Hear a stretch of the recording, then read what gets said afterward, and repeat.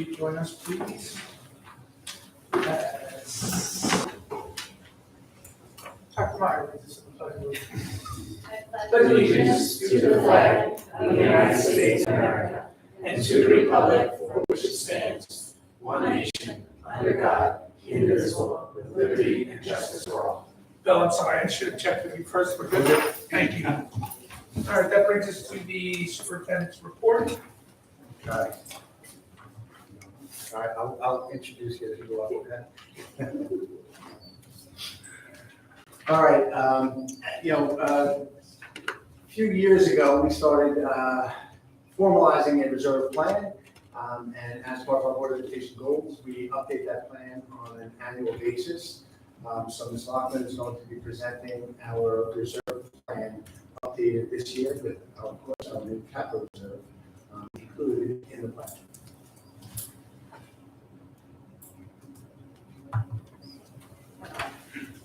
So this is just kind of a reminder. This every year we do this. We update the reserve plan, as Dr. Becerra just said. It is a board goal. And now what we do going forward is just update with the numbers that we closed out the prior school year with, what our plan is using the reserves going forward, if anything has changed significantly with regards to our spending plan for these particulars. Board of Education goal number 2 is the one that we're focusing on with this particular area, which was to update the district reserve plan with capital reserve fund planning. This is in the fiscal and educational solvency goal that the board set back in August or September. I forget which meeting that was, but we have a focus. We are working on the other 3 goals, but for this meeting, we have met the goal of updating the plan. So we closed out 21-22 school year. Last board meeting, the Board of Education adopted the annual financial statements. We did close out with maximum 4% of the next year's budget. We came in at 3%. The district also reduced our reliance on the $1 million of planned fund balance to $900,000. The goal going forward is to get that down to $800,000. And we also were successful in the establishment of a capital reserve at the May 2022 vote. As we closed out the books, we did have an additional $500,000 that we were able to put into that fund for future use. Keep in mind that, well, now that that is established and funding is going into it, the district cannot spend that money unless the public approves us to spend it. So it will sit there until there is a project ready to go forward, and we would put it up in proposition in a May vote for the community to say, okay, we agree with how you plan to spend the funds out of that reserve. Carrie, Yes. the 3.93% maximum limit, how does the state arrive at that? So it's 4% of the next year. So we're allowed 4% of this current year's budget from last year's money. So you're always looking forward to make sure you're meeting up at 4% of the next year. So last school year, we did allocate $200,000 for the employee retirement reserve. That's for all non-instructional staff. We have 2 employee retirement reserves. One is the ERS and one is TRS, which is the teacher's retirement. So anybody that is in with an educational certificate are in the teacher's retirement reserve, and all other employees are clerical, paraprofessionals, custodial staff are in the employee retirement reserve. We allocated $200,000, used the $200,000, and we were able to pay back the $200,000 as we closed out the books at the end of the year. And as I said earlier, the $1 million reliance on fund balance we did reduce down to $900,000 for this current school year that we're in. This is just a brief chart showing the history of where we've been with our reserves over the last 10 years. As you can see, we have built them up to much more healthier balances. The actual reserve plan is on the agenda for adoption this evening with the board. It will be posted up online. Last year's plan and the plans prior are up there as well, so you can understand the definition of each of our reserves, what our purpose is, how they're monitored, and how we plan to spend them each year. We are restricted in some of these on how we can use those monies. So we do follow those guidelines. We use that plan as our guideline as we do our budgeting every year. And so you can see, we have built it up based on controllers' recommendations from reports that they put out on other school districts. Should they come in to now audit us, and should they choose reserve funding, we feel we're in compliance, we have a plan, We are using the reserves for what they're meant for. We're using them and replenishing them. And we've been now planning by putting in the capital reserve for future needs of the district in a healthy manner. So you can see in the 2022, the second bar is it looks orange on here, but is now the capital reserve. So it was non-existent in prior years.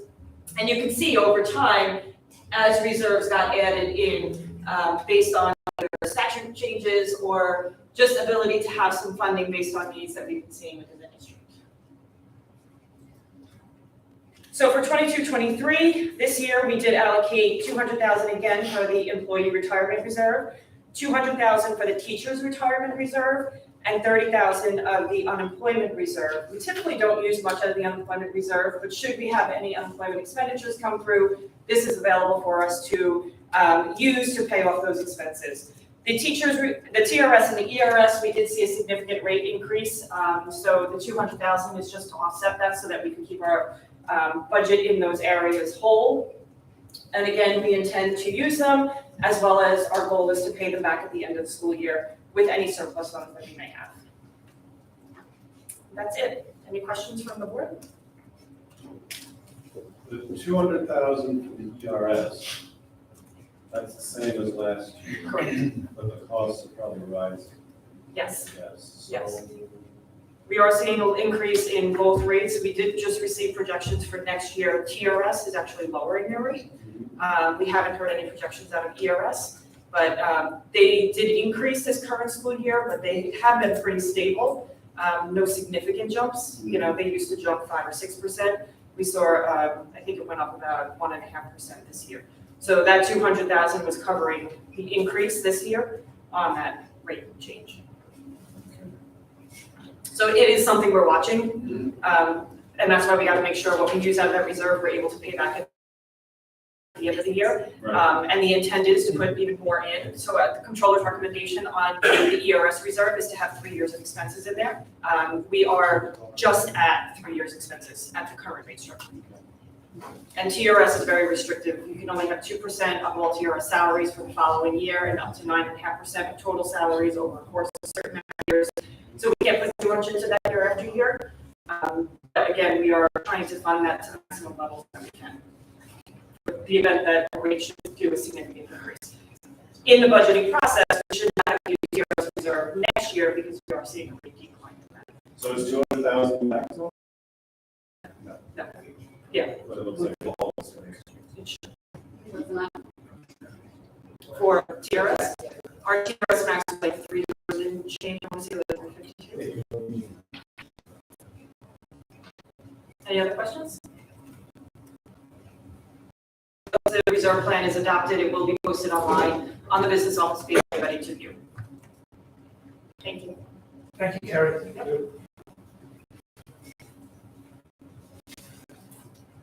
Can I do this? Yeah, sure. We just have a couple of committee reports, really just for committee to report out on today. Dr. Mark? So we met yesterday for curriculum committee, and we had some conversations about the elementary math program selection process.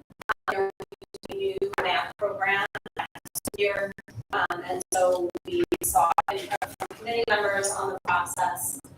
Additionally, we are planning a large international baccalaureate presentation, and the committee is working through what information we should include in that presentation in order to appropriately communicate with the community all of the fantastic things that come with our Ivy World schools.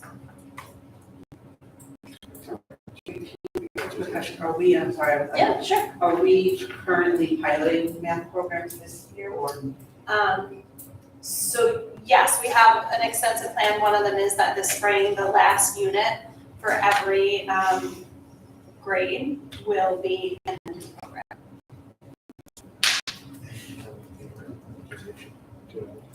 Oh, yes. So we are really excited because we submitted our application for PYP authorization.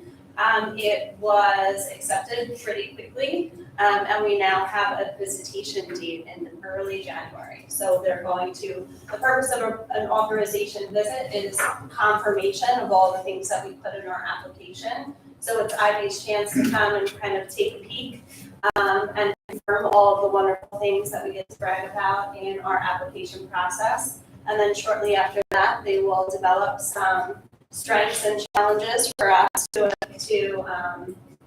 kind of go through as each after. Really exciting.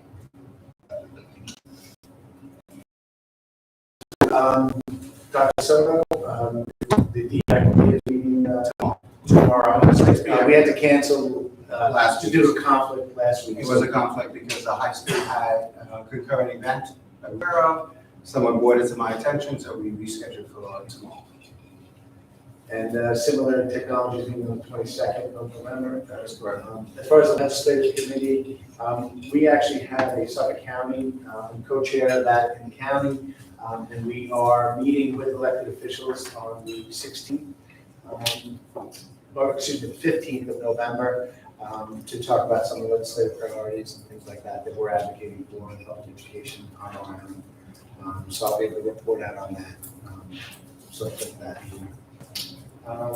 But otherwise, on the agenda, shortly after the initial comment, you will see that the on-proposition vote was yesterday, and the community decided that, and again, this is one of those things we put out there. We said this is something the community really needs to decide on. We weren't pushing yes or anything, but we did have a plan for what we would do with that property. The community, by a close margin, 119 decided that it would approve the school district to purchase the property. So we will be moving forward with those plans, and likely target for the end of November for the closing of the property. And then we will be working with our town officials and planning board to decide how we will deal with that property in coming years and months and years. Thank the board for their work. Any questions or comments? Okay.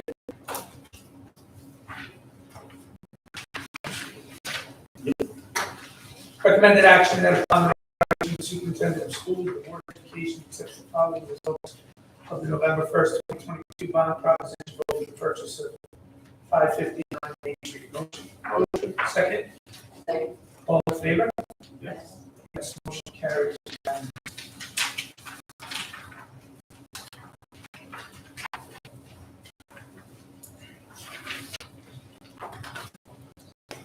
Approval minutes. Well, it's the second part, so.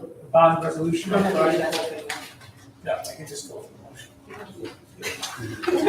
Whereas. So the bond resolution authorizing the acquisition of a parcel of real property located at 559 Main Street, Center Mauritius. Motion. Second. Second. All in favor? Sorry, discussion. All in favor? Yes, motion carries. The Board of Education is asked to accept the minutes of the following meetings as prepared by the district clerk. Minutes of the meeting of the Board of Education on October 12th, 2022. Motion. Second.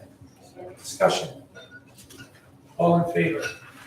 Yes, motion carries unanimously. Financial reports. Be it resolved that the Board of Education, upon the recommendation of the superintendent of schools, accepts the following financial reports. Treasurer's report from August 2022 and September 2022. Budget transfer 4 pages. Student activity treasurer reports. July 2022, August 2022, September 2022. Motion. Second. Second. Discussion. All in favor? Yes, motion carries unanimously. Consent agenda, approval of all consent agenda items as presented. Be it resolved, a motion to approve the consent agenda items 10A through 13A. Motion. Second. Second. Discussion. All in favor? Yes, motion carries unanimously. Okay, sorry.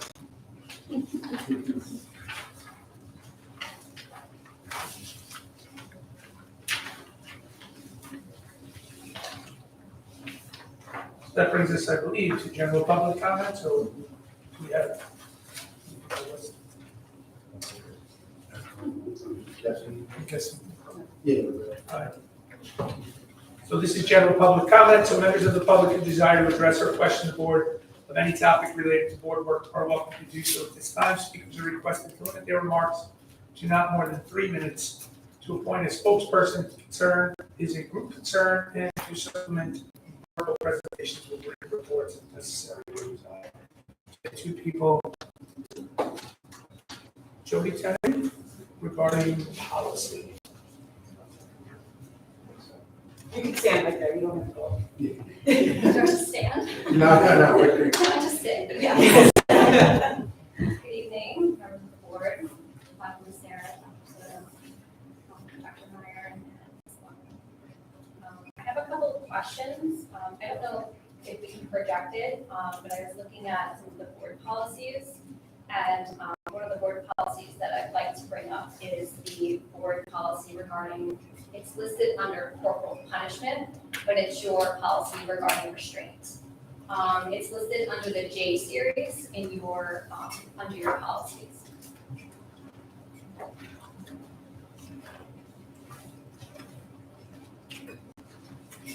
So my first question, and you don't have to answer me, but I would like to request that the board look at this policy. This policy was adopted in 1986. And I think that it's been a long time since 1986, and there should be some adjustment made to it. So the first question, in looking at it in a general perspective, is are these policies in alignment with the United States Department of Education on their policies regarding restraint? It's restraint and seclusion, but my focus is on restraint. Are your policies and trainings, when we have these policies and when you do have your trainings regarding restraint, are they, do we determine which types of restraint can and cannot be properly used in school? In your policy, where does it state the difference between imminent threat versus a disruptive student? Restraint cannot be used to manage out of control or just to manage behavior. You cannot restrain a child to manage behavior. I'd also like you to look into the restraint policy on the procedural safeguards that are in place to protect the rights of the children as far as who can restrain a child. Can teachers restrain a child? Custodians? Or is this only for security? I'd like the policy to be looked at to ensure that children are treated with dignity and free from abuse. I'm really asking for the people who use the restraint in the district to be properly trained. I'd also like the board to look into the policy in which the parents are notified when the restraints have been used. Particularly the staff involved, where the incident or incidents have occurred, why the behavior was an imminent threat, what are the factors contributing to the behavior, and what was the effectiveness of the restraint used in de-escalating the behavior. So again, that policy is under your J series. I think it's JAG, this best. And the restraint policy, restraint and seclusion, these should be looked at on a regular basis. This isn't something that can be just like, almost forgotten about.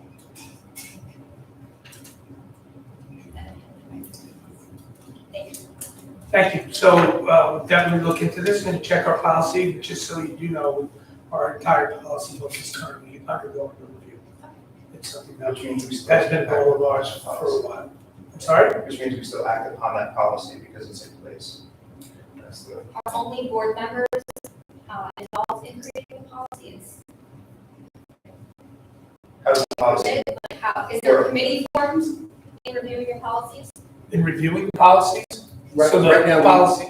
and I'll just jump in. As you can see, you know, when we actually, I got here a few years ago, we kind of looked at the policy book, and it's a pretty cumbersome policy book. The numbers don't even align with many of the policies that the recommended municipal policies.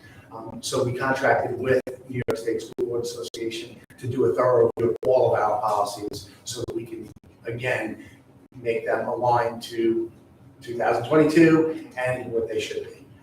So we certainly acknowledge that, but it is not an easy process to go through all the number of policies we have and, you know, and resolve any of those things immediately. But yes, we do have to live with any policies that currently exist within our system. But we are actively pursuing updating those policies to be in line with 2022 and, you know, what this community believes to be important. And right, and all readings of policies are public. We do a first, second, and third readings before we adopt.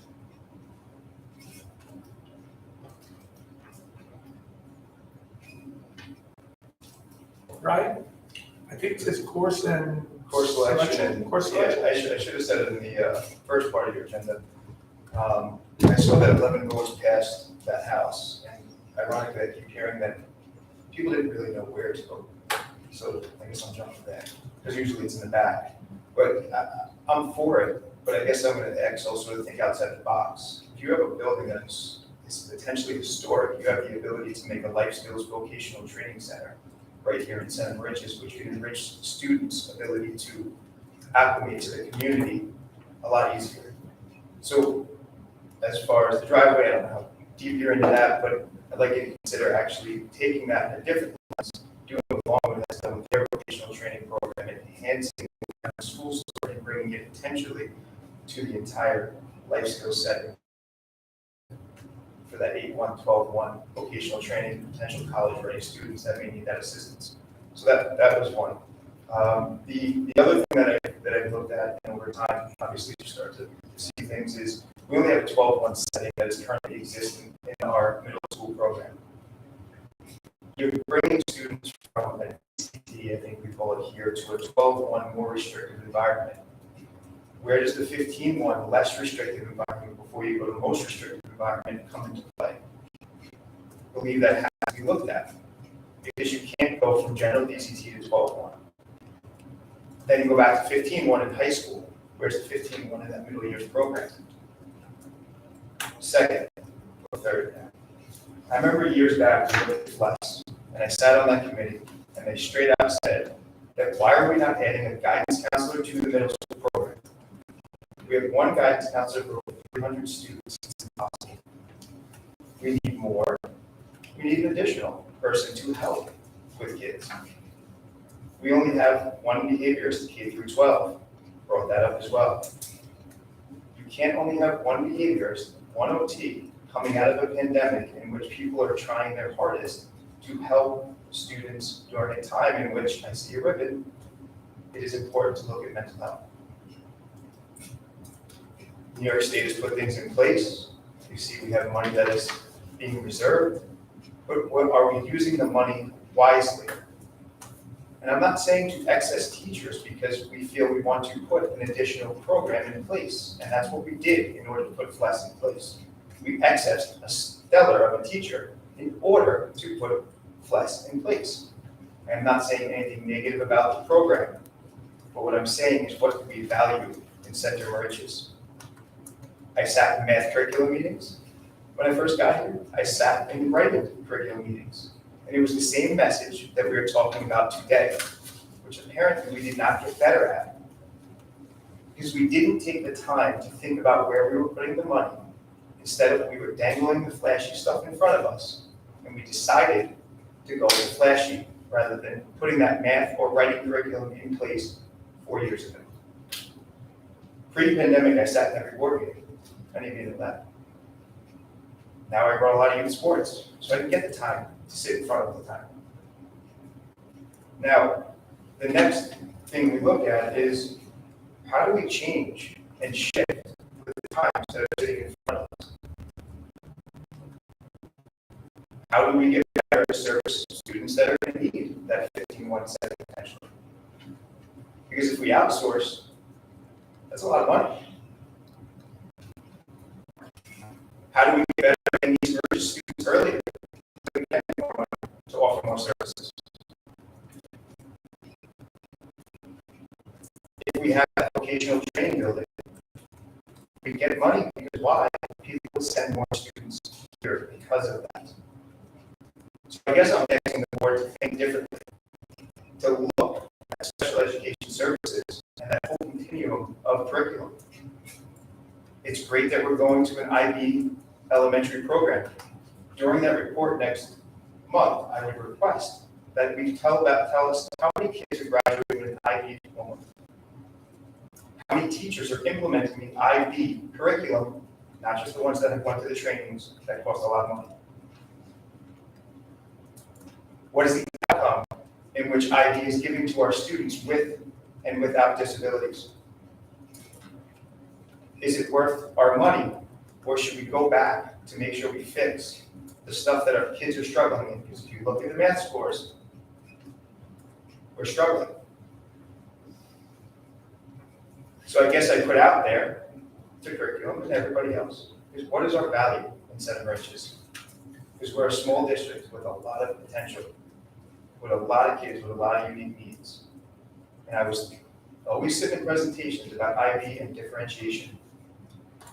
Where is it? Thank you. Thank you.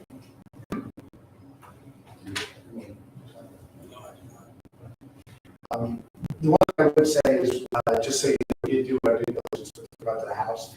We did bring a gentleman, we were professional engineers, we also brought a gentleman from the CTE task force from Syracuse came down to evaluate the educational value of the home. And it was basically deemed that, first off, it needs about over $700,000 in renovations if we would bring it to ADA and code compliance. And secondly, that the footprint of the house doesn't lend itself to an educational purpose, because we did explore that, just throw that out there. So Well, I want you to know we weren't. But how much money would you get per student that you would bring in from another district potentially to do that, or even to utilize? Well, It would pay for itself. right, we would have to tear it down and put up some new structure if we were to do that, which is not out of the realm of possibility, but we also have a historic district advisory committee that they're not allowed to. Oh, right. So very well. So we, but yes, we are trying to think outside the box at every time. I mean, you guys have a stellar life skills program. You have people that really care genuinely about the kids. I know, Absolutely. certain things don't, like IB doesn't really tie into those kids, right? So we want to do that a different way. And maybe that building does fit into a little thrift store, and then upstairs becomes where they want to do lifelong skills, like maybe that person cleaning the room, stuff like that. Stuff that is so common in an everyday world, but is very hard to replicate in a school center, that you don't have to send a kid out of Center Bridges over that. So, no, I think that building can get repurposed with some creativity. And a $700,000 budget for $500,000 there, and then we have the other money coming in as well, that's the bond, we're getting there. So, I agree, but I'm just asking to think outside the box a little bit more. So we had, right, just so you know, this has been a process since probably early July. And a lot of the things that you're speaking to, we have discussed time and time again, including the footprint of the house. We walked it as a Board of Education to see if it had any value. We looked at bringing a vocational program in there. We spoke about other types of vocational programs that we see across the island. And as Dr. Massera said, it just does not lend itself. With the life skills program in mind. Said, and that, with all of the programs in mind. We started with the life skills programs, and we explored other things. And that was all in every single presentation that was made with regards to the property. So a lot of the things that you are sitting here asking us about are things that we as a Board of Education have been discussing, not just about the house, but about the programs in general for quite some time. We have we don't have infinite resources. We have finite resources. Right. Sometimes there are difficult decisions that we need to make. And we do the best we can based on the recommendation of the educational experts that are employed here. So everything that you have discussed, I think, everything that you've asked has been covered in presentations, in Board of Ed discussions, presentations here at the PTO. We have community forum at the Booster Club. If I'm missing something, please let me know. So we certainly appreciate the input, and we will continue to consider everything that you've said. But please understand that all of those things are already under consideration and discussion. I just wanted to, again, like I said, I've been doing youth sports a lot more in this community. I was sitting at board meetings the first 4.5 years, then COVID hit. And if I go for youth lacrosse field or youth baseball field or MYO, then you don't got to post it. And So, a serious question, do you know that videos are posted to YouTube? no, they, yeah, 100%. Okay, But because that's a serious question, I didn't know if you. I'll give you a serious answer. Yeah. When I'm sitting there doing Red Devils baseball, we Understand. 9 o'clock at night. Completely understand. You know, so I agree. And that's But I why- just wanted you to know that was a resource in case you were not aware. And that's why my first comment was, this is where I was, right? So at the end of the day, it would be unwise of me to put forth an idea that maybe I didn't know. I'd rather be told I missed that. Because at the end of the day, that's what the community is meant to do. So if we come up with a different solution that finds a way that enhances the ability for students to get a better education and serve better with the money that's getting put forth with taxpayer money, then great. And in the presentation for the property, one of the things that's under consideration, if we can tie it into an agricultural program to provide a different pathway for graduation. Because we do have a community garden already. If we can create green space that ties into that, that's one of the ways that we can go with the program. So suggestions, ideas are always welcome. If you have time to be on one of the committees, the bond committee, it would be helpful.